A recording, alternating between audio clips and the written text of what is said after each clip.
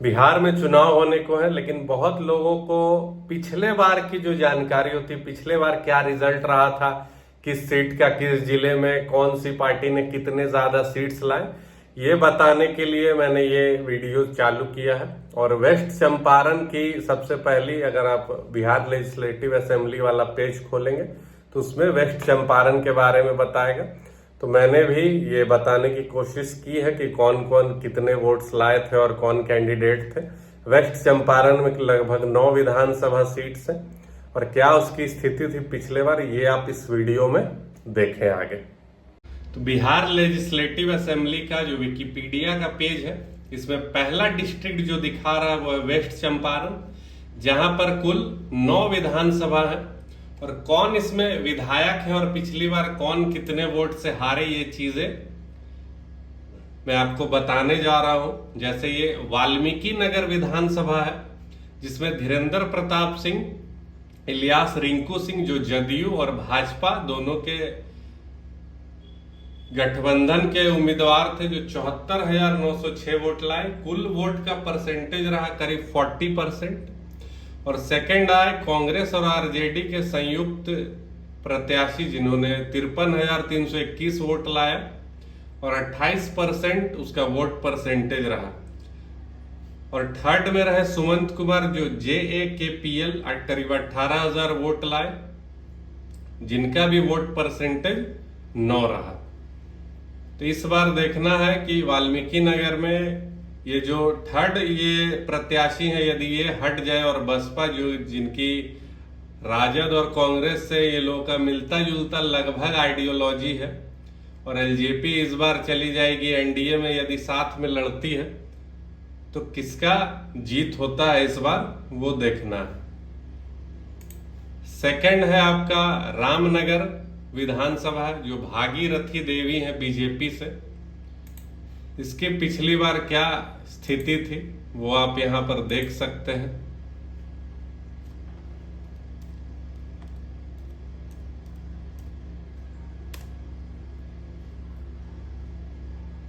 रामनगर विधानसभा का जो डेटा है वो आ गया है। भागीरथी देवी, जिन्होंने बीजेपी से और जदयू की संयुक्त प्रत्याशी 75,423 वोट, 41% वोट लाया। राजेश राम कांग्रेस और आरजेडी से का लगभग 60,000, 32% इनका भी वोट रहा। BPCP सुबोध कुमार, जो 26,000 वोट लाए। यदि ये 60 और ये 26 जोड़ दिया जाए तो ये बीजेपी और जदयू से ये वोट आगे निकल जाएगा, क्योंकि 14% इनका भी वोट है। लेकिन इस बार के समीकरण भी चेंज होंगे और प्रत्याशी भी चेंज होंगे, तो देखना है कि इस बार कौन जीत रहा है। उसके बाद थर्ड विधानसभा जो है नरकटियागंज, जिसमें रश्मि वर्मा जो है बीजेपी से विधायक हैं अभी। इसमें हम लोग देख लेते हैं कि पिछली बार की क्या स्थिति थी।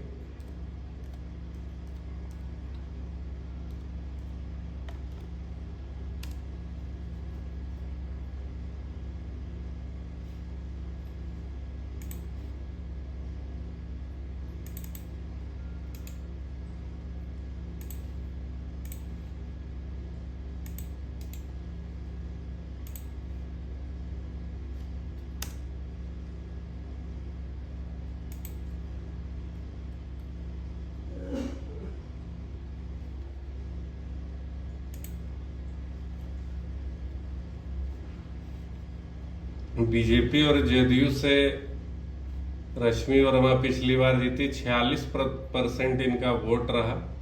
और कांग्रेस आरजेडी से लगभग 55,000 वोट, 34% वोट रहा। इंडिपेंडेंट कार्य के एक प्रत्याशी, जिन्होंने 8,000 वोट लाया, हालांकि इन दोनों को जोड़ भी दे तो इसमें बीजेपी और जदयू की जो प्रत्याशी है उनको कोई फर्क नहीं पड़ रहा है पिछली बार की वोट की तुलना में। उसके बाद हम लोग आगे देखेंगे बगहा विधानसभा, जहां से बीजेपी राम सिंह NDA के विधायक हैं।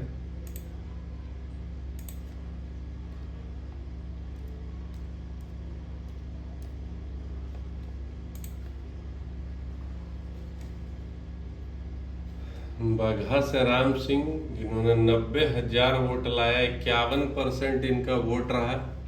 और जयेश मंगलम कांग्रेस से 60,000 वोट, 34% इनका वोट परसेंटेज रहा। थर्ड में कोई भी वैसे प्रत्याशी नहीं है जिनका बढ़िया वोट परसेंटेज रहा हो, जो इन दोनों के बीच में आकर इनको प्रभावित कर सके। तो बीजेपी का यहाँ पर वाल्मीकि नगर में लगभग सभी सीट बीजेपी के हैं। केवल एक सीपीआई वीरेंद्र गुप्ता जो है उनका है। उसके बाद है विनय बिहारी,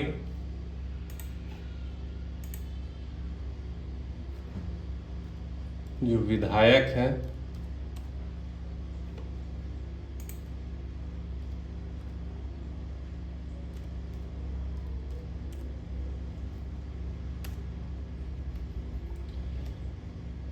विधानसभा इनका 77,000 वोट ला, 51 वोट परसेंटेज बीजेपी और जदयू को मिलाकर। सेकंड में शंभू तिवारी आरजेडी से। एमवाई समीकरण के बीच में तिवारी जी अपनी जगह बनाते हुए राजद में 50,000 वोट लाए, 32%। बीएसपी भी थर्ड में बढ़िया वोट लाया, लगभग 18,000। यदि इन दोनों को जोड़ दिया जाए तो भी हालांकि इसके से ज़्यादा नहीं होगा, 50, 10, 60, 67, 70,000 ही होगा।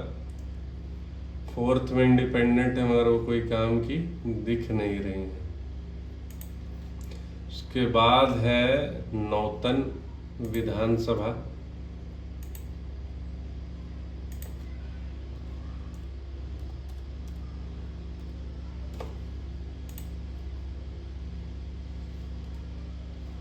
इसमें बीजेपी जदयू नारायण प्रसाद लगभग 80,000 vote, 50% vote. Congress RJD 53,000, 32% vote. Third में यदि इनको जोड़ भी दिया जाए 50, 10, 60, 65, 2, 67, 68,000, 70,000 लगभग, तो भी इनके आसपास है लेकिन इनको हरा नहीं पाते। उसके बाद हम देखते हैं चनपटिया विधानसभा वेस्ट चंपारण में, जहां से मनीष कश्यप भी लड़ना चाह रहे हैं इस बार जन सुराज से।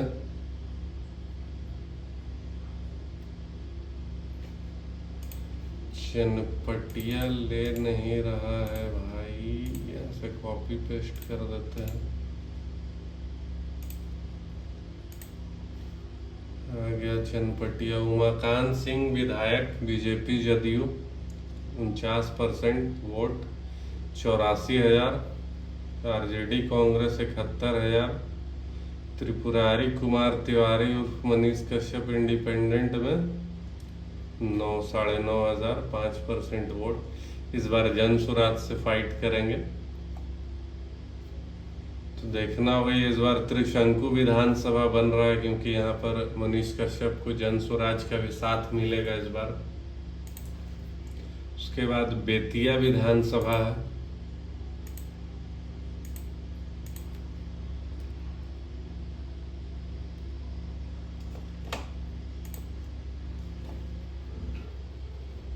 यहाँ भी रेणु देवी बीजेपी 85,000 वोट, 54% इनका वोट। मदन मोहन तिवारी फिर से कांग्रेस आरजेडी के गठबंधन में 66,000 वोट, लेकिन वोट परसेंट बढ़िया 42। थर्ड में कोई ऐसा प्रत्याशी नहीं है जो इनको प्रभावित कर सके, मतलब सीधा महागठबंधन और एनडीए का सीधा टक्कर यहाँ पे इस बार में। उसके बाद लास्ट में है सिकता, ये इकलौता सीट जहां से सीपीआई है, बाकी लगभग सभी बीजेपी या जदयू का एक है, बाकी बीजेपी। वेस्ट चंपारण सिकता विधानसभा।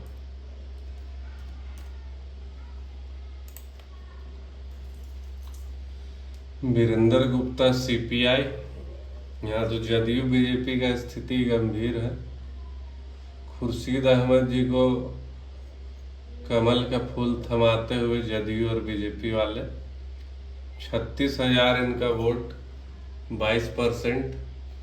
दिलीप वर्मा इंडिपेंडेंट में सेकंड में ले आए हैं 47,000। हालांकि इनका वोट का जो अंतर है हार जीत का बहुत कम है, 49,000 वोट वीरेंद्र गुप्ता ने लाए और ये 46,773, मतलब 1 से 1,500 का वोट अंतर रहा।